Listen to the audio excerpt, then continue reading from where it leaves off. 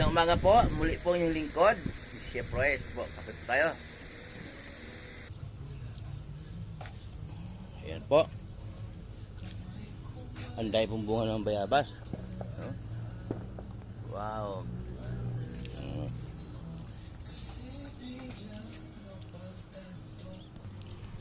Ayan. Nagdiwang po ngayon ang mga nananalo sa halalan. Congrats po sa mga nananalo. Yung pong mga natalo po naman, wag po sanang sumama ang loob nila kasi po may dahilan si Lord.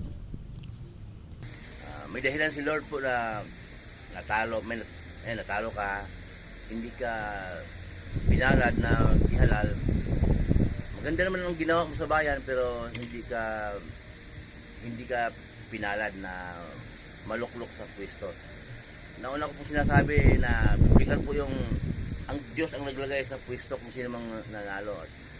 Paalala ko lang po kasi po marami akong mga pinsan, kamag-anak, kaibigan na masyadong loyalist na sa kanilang boss na politika.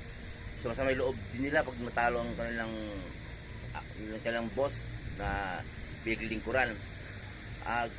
Biblical din po yun nasa Roma 13:2 na ang lumalaban sa pamahalaan ay lumalaban sa itinatag ng Diyos. Kasi po ang pamahalaan po ang Diyos ang nagtatag. Walang pamahalaan na hindi Diyos ang nagtatag. Yan po yan. Kaya tayo po ay kalmante lang. Kung matalo tayo, okay lang.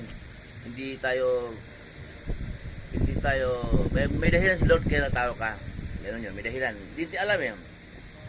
Buti na po, wala akong narinig naman ng mga kaibigan ko, pinsan ko na nagkasamaan ng loob sila dahil sa politika. Buli po yung lingkod, si Chef Roy.